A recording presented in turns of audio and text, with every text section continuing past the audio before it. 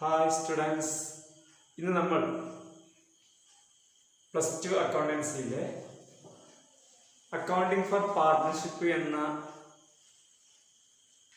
പുതിയ അധ്യായം ചർച്ച ചെയ്യാനാണ് എത്തിയിട്ടുള്ളത്. സോൾ ട്രേഡിംഗിൽ ഏകാംഗ ബിസിനസ്സിന് പോരായ്മകൾ ഉണ്ടായിരുന്നു. അത് പരിഹരിക്കുന്നതിന് വേണ്ടി 1932 ഇന്ത്യൻ പാർട്ട്ണർഷിപ്പ് ആക്ട് നിലവിൽ വന്നു. ഒന്നിലധികം ആളുകൾ ചേർന്നുകൊണ്ട് ബിസിനസ് ഒന്നുകൂടി വിപുലീകരിച്ചുകൊണ്ട് നടത്തിക്കൊണ്ട് പോകുന്നതിന് വേണ്ടിയാണ് പാർട്ട്ണർഷിപ്പ് പങ്കാളിത്ത സ്ഥാപനങ്ങൾ നിലവിൽ വന്നത്. ഈ പാർട്ട്ണർഷിപ്പിന് ഒരു നിർവചനമുണ്ട്. Partnership can be defined as relationship between two or more persons who have agreed to share profit of a business carried on by all or any of them acting for all. ഇതാണ് പാർട്ട്ണർഷിപ്പിന്റെ നിർവചനം, definition കൊടുത്തിട്ടുള്ളത്. Relationship between two or more persons. നമുക്ക് relationship എന്ന ബന്ധമാണ്. Relationship ബന്ധം between two or more persons, രണ്ടോ അതിൽ കൂടുതലോ ആളുകൾ തമ്മിലുള്ള ഒരു ബന്ധം. അപ്പൊ രണ്ട് മിനിമം വേണം, അതിനേക്കാൾ ഉപരിയാവാം. അപ്പൊ രണ്ടോ അതിൽ കൂടുതലോ ആളുകളുടെ ഒരു ബന്ധം. ഹു ഹാവ് എഗ്രീഡ്, അവർ സമ്മതിച്ചിട്ടുണ്ട്, എഗ്രി ചെയ്തിട്ടുണ്ട്, ഒരു കരാറിൽ ഏർപ്പെട്ടിട്ടുണ്ട്, ഒരു സമ്മതം ഉണ്ടായിരുന്നു. എന്തിന്? To share profit of a business. ഒരു ബിസിനസിന്റെ ലാഭം പങ്കുവെക്കാമെന്ന്, ഓഹരി വെക്കാമെന്ന് അവർ സമ്മതിച്ചു. ബിസിനസ് ചെയ്തുകൊണ്ട് കിട്ടുന്ന ലാഭങ്ങളെ ഓഹരി വെക്കാമെന്ന് സമ്മതിച്ചുകൊണ്ട് രണ്ടോ അതിൽ കൂടുതലോ ആള് തമ്മിലുള്ള ബന്ധം. എങ്ങനെ? Business carried on by all, എല്ലാവരും പ്രവർത്തിച്ചുകൊണ്ട്. Or any of them acting for all, അല്ലെങ്കിൽ എല്ലാവർക്കും വേണ്ടി ചിലർ പ്രവർത്തിച്ചുകൊണ്ട്. അതെങ്ങനെ? ഉദാഹരണത്തിന് എ ബി സി മൂന്നാളുണ്ട്. ഒരു പാർട്ട്ണർഷിപ്പിൽ എയും ബിയും സിയും കൂടിയാണ് ഒരു പങ്കാളിത്ത സ്ഥാപനം തുടങ്ങിയത്. ഒന്നുകിൽ ആ എക്കും ബിക്കും സിക്കും ഒത്തൊരുമിച്ചുകൊണ്ട് പ്രവർത്തിച്ചുകൊണ്ട് ബിസിനസ് പാർട്ട്ണർഷിപ്പ് മുന്നോട്ട് പോവാം. അതല്ലെങ്കിൽ എ ഒറ്റക്ക് അല്ലെങ്കിൽ ബി ഒറ്റക്ക്, എയും ബിയും ഗൾഫിലേക്ക് ഒക്കെ പോയി സി ഒറ്റക്ക് പ്രവർത്തിക്കുന്നു. അങ്ങനെയാണ്. അപ്പോ എല്ലാവരാലും അല്ലെങ്കിൽ ചിലരാൽ മാത്രം പ്രവർത്തിച്ചുകൊണ്ട് ലാഭം പങ്കുവെക്കാമെന്ന് സമ്മതിച്ചുകൊണ്ട് രണ്ടോ അതിൽ കൂടുതൽ വ്യക്തികൾ ചേർന്നുള്ള ഒരു എഗ്രിമെന്റ്, ഒരു സമ്മതപത്രം ഉണ്ടാക്കിയിട്ട് മുന്നോട്ട് പോകുന്നതാണ് പങ്കാളിത്തം എന്ന് പറഞ്ഞാൽ. ഈ പങ്കാളിത്തത്തിന് ധാരാളം ഫീച്ചേഴ്സ് ഉണ്ട്, സവിശേഷതകളുണ്ട്, പ്രത്യേകമുണ്ട്, അല്ലെങ്കിൽ ക്യാരക്ടറിസ്റ്റിക്സ് ഉണ്ടെന്ന് പറയാം.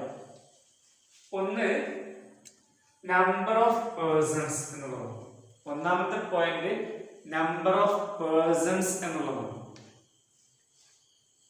ഒരു പാർട്ട്ണർഷിപ്പ് ആകണമെങ്കിൽ മിനിമം 2 വ്യക്തികൾ ഉണ്ടാവും. ഒരാൾ ഒറ്റക്കാണെങ്കിൽ ഏകാന്ത ബിസിനസ്സായി മാറും. പാർട്ട്ണർഷിപ്പിൽ മിനിമം 2 പേരുണ്ടാവും. ഇനി മാക്സിമം പോയാൽ, അധികമായാൽ ബാങ്കിങ് ബിസിനസ്സിൽ 10ഉം മറ്റുള്ള ബിസിനസ്സുകളിൽ 20 വരെയും ആകാം എന്നാണ് പറയുന്നത്. ബാങ്കിങ് ബിസിനസ്സിൽ 10, മറ്റു ബിസിനസ്സിൽ 20. ഇതാണ് പങ്കാളിത്ത സ്ഥാപനത്തിലെ അംഗങ്ങളുടെ എണ്ണം എന്ന് പറയുന്നത്. രണ്ടാമതായിട്ട് അൺലിമിറ്റഡ് ലയബിലിറ്റിയാണ്. അൺലിമിറ്റഡ് ലയബിലിറ്റി, അക്ലിപ്തമായ ബാധ്യതയാണ്. എന്ന് പറഞ്ഞാൽ അവരുടെ ബാധ്യത, ലയബിലിറ്റി പരിമിതമല്ല, അത് പരിമിതമല്ലാത്തതാണ്.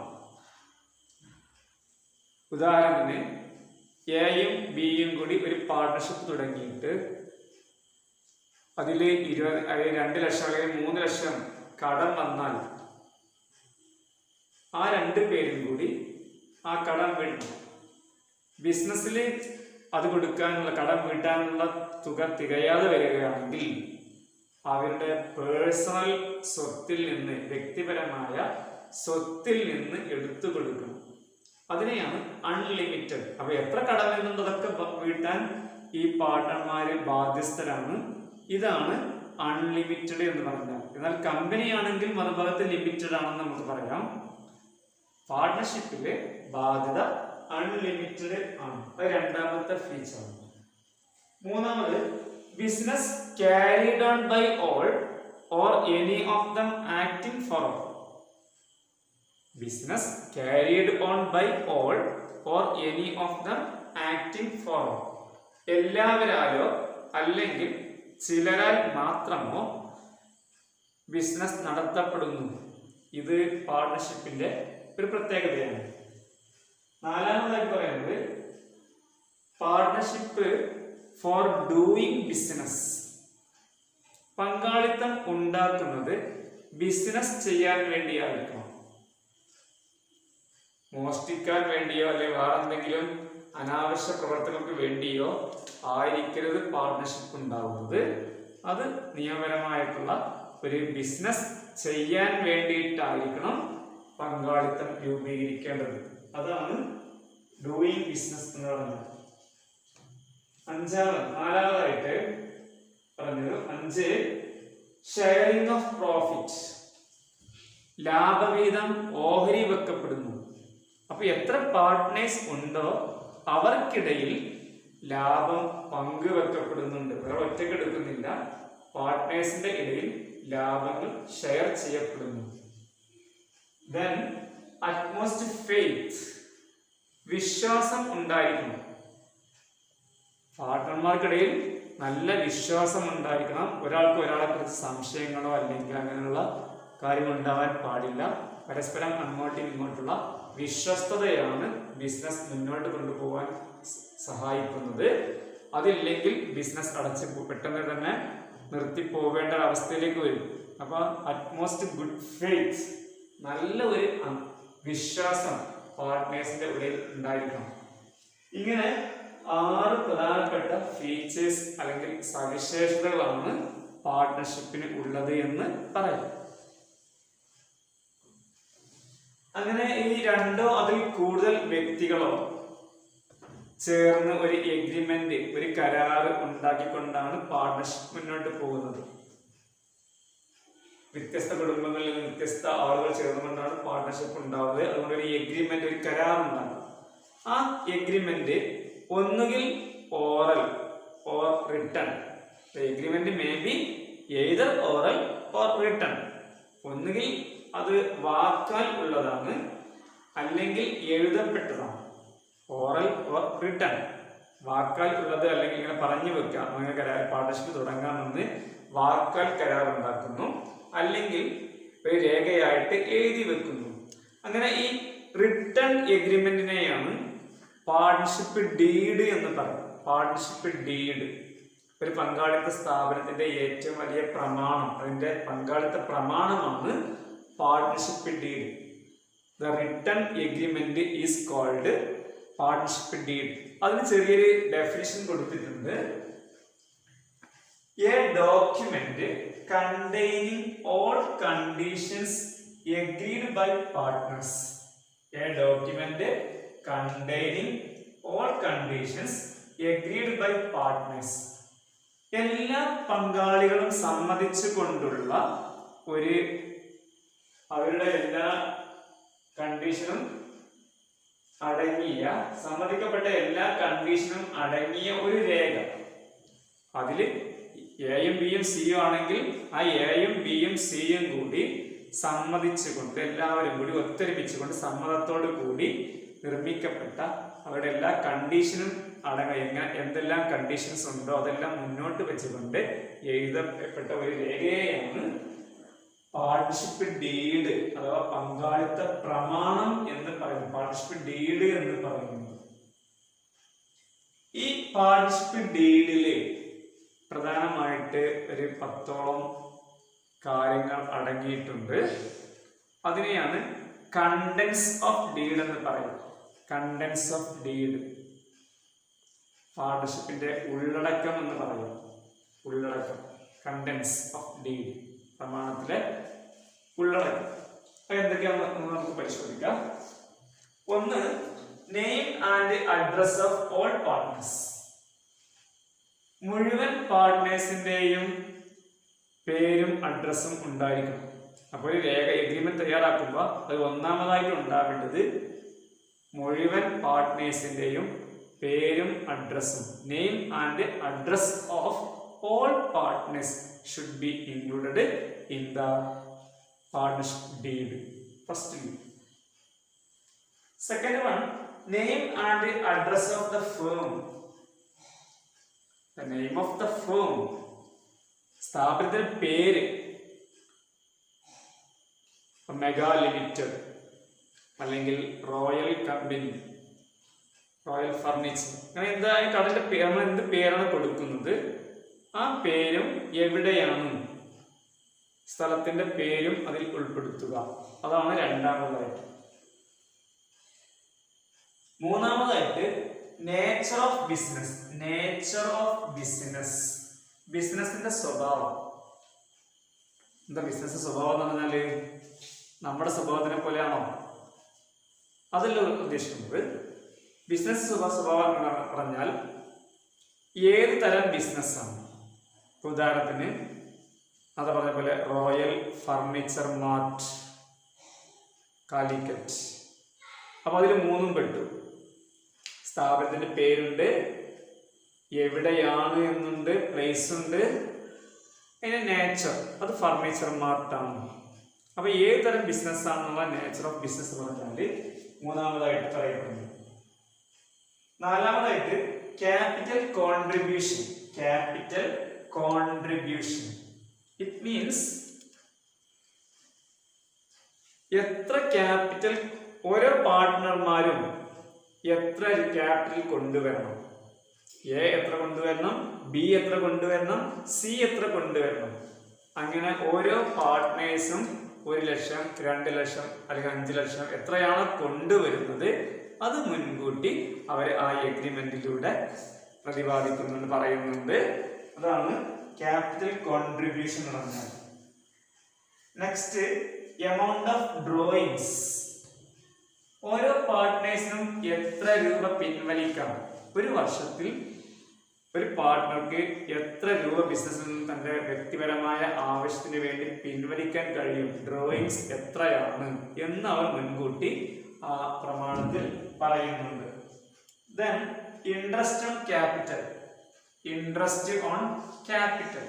ഇൻട്രസ്റ്റ് ഓൺ ക്യാപിറ്റൽ എന്ന് പറഞ്ഞാൽ നമ്മൾ ബാങ്കിൽ പൈസ നിക്ഷേപിച്ചാൽ ബാങ്ക് നമുക്ക് ഇൻട്രസ്റ്റ് തരും.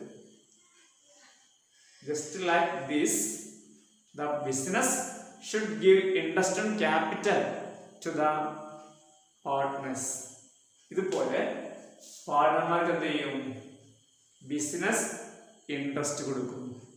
അതാണ് ഇൻട്രസ്റ്റ് ഓൺ ക്യാപിറ്റൽ. ക്യാപിറ്റൽ കൊണ്ടുവരുമ്പോൾ ബിസിനസ് ഓരോ പാർട്ട്ണർമാർക്കും കൊടുക്കുന്നതാണ് ഇൻട്രസ്റ്റ് ഓൺ ക്യാപിറ്റൽ എന്ന് പറഞ്ഞാൽ. അത് എത്ര ശതമാനം ആണ് എന്നവര് മുൻകൂട്ടി തന്നെ എഗ്രിമെന്റിൽ എഴുതി വെക്കുന്നു. Then interest on drawings. Interest on drawings എന്ന് പറഞ്ഞാൽ ഒരു പാർട്ട്ണർ തന്റെ പേഴ്സണൽ ആവശ്യത്തിന് വേണ്ടിയിട്ട് ഒരു 50,000 രൂപ ഒരു സംഖ്യ പിൻവലിക്കപ്പെടുന്നു. അങ്ങനെ പിൻവലിക്കുമ്പോൾ എത്ര രൂപയാണ് അയാളെ കയ്യിൽ നിന്ന് ബിസിനസ് ഇങ്ങോട്ട് ഈടാക്കുന്നത്, അതാണ് ഇൻട്രസ്റ്റ് ഓൺ ഡ്രോയിങ്സ്. പിൻവലിക്കുമ്പോഴുള്ള പലിശ.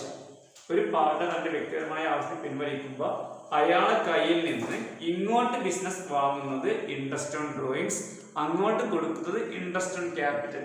അതിന്റെ ശതമാനം എത്ര വരെ ആകാമെന്ന് അവർ മുൻകൂട്ടി ആ എഗ്രിമെന്റ്, ആ കരാറിൽ എഴുതുന്നു. Then salary, commission etcetera. Salary, commission etcetera. ഓരോ പാർട്ട്നേഴ്സിനും എത്ര ശമ്പളം കൊടുക്കണം, ശമ്പളമാണോ കമ്മീഷനാണോ കൊടുക്കുന്നത് എന്നെല്ലാം മുൻകൂട്ടി പറയുന്നു. അതായത് ABC 2-3 ആളുള്ളതിൽ എക്ക് മാസത്തിൽ 10,000 രൂപ ശമ്പളം, ബിക്ക് 5,000 രൂപ ശമ്പളവും ഇത്ര കമ്മീഷനും, സിക്ക് കമ്മീഷൻ മാത്രമേ ഉള്ളൂ അങ്ങനെ എന്തെല്ലാം അവർ മുൻകൂട്ടി തീരുമാനിക്കുന്നുണ്ടോ അതെല്ലാം അവരെന്ത് ചെയ്യണം, ഈ എഗ്രിമെന്റിൽ കാണിക്കണം. സാലറിയാണോ കമ്മീഷനാണോ, എത്ര സാലറി കൊടുക്കാം, എത്ര കമ്മീഷൻ കൊടുക്കാം എന്നെല്ലാം അവർ മുൻകൂട്ടി തന്നെ ഈ എഗ്രിമെന്റിൽ പറയുന്നുണ്ട്. Then nature of accounting. ഒരു ബിസിനസ് സ്ഥാപനത്തിന്റെ അക്കൗണ്ട് എങ്ങനെ ആയിരിക്കണം, ആരുടെ പേരിൽ, ഏത് ബാങ്കിലാണ് അക്കൗണ്ട്, ബാങ്ക് അക്കൗണ്ട് എങ്ങനെ തുടങ്ങണം എന്നതിനെ കുറിച്ച്, ബാങ്ക് അക്കൗണ്ടിനെ കുറിച്ചുള്ള ഒരു ധാരണ അവർ മുൻകൂട്ടി കൊണ്ട്, ജോയിന്റ് അക്കൗണ്ട് ആണോ, കറന്റ് അക്കൗണ്ട് ആണോ, SB ആണോ, അങ്ങനെയുള്ള ഏത് തരം അക്കൗണ്ടാണ് അവർ തുടങ്ങുന്നത്, അതിന്റെ സ്വഭാവം, ആരുടെ പേരിൽ, ഏത് ബാങ്കിലാണെന്നൊക്കെ മുൻകൂട്ടി അവർ തീരുമാനിക്കുന്നു. Then rights, duties and liabilities of each partners. ഓരോ പാർട്ട്ണർമാരുടെയും ഉത്തരവാദിത്വവും അവരുടെ അവകാശങ്ങൾ, അവരുടെ കർത്തവ്യങ്ങൾ എന്തെല്ലാമാണ്. ഓരോ പാർട്ട്ണർക്കും ഉണ്ടാവേണ്ട കർത്തവ്യം എന്താണ്, അയാളുടെ അവകാശം എന്താണ്, അയാളുടെ ബാധ്യത എന്താണ് എന്നെല്ലാം മുൻകൂട്ടി കൊണ്ട് തന്നെ അവർ തീരുമാനിക്കുന്നു. ഇന്ന ആള് ഇന്ന ജോലി ചെയ്യണം, ഇന്ന പാർട്ണർക്ക് ഇന്നതാണ് ജോലി എന്നൊക്കെ അവർ മുൻകൂട്ടി അവരുടെ ഡ്യൂട്ടി എന്താണെന്ന് നിർവചിക്കപ്പെടുന്നു. അതുപോലെ അവരുടെ അവകാശം എന്താണെന്ന്, അവരുടെ ബാധ്യത എന്തായിരിക്കുമെന്നെല്ലാം അവര് മുൻകൂട്ടി ആ എഗ്രിമെന്റിൽ കാണിക്കുന്നുണ്ട്. ഇതാണ് റൈറ്റ്സ്, ഡ്യൂട്ടീസ് ആൻഡ് ലയബിലിറ്റീസ് കൊണ്ട് ഉദ്ദേശിക്കുന്നത്.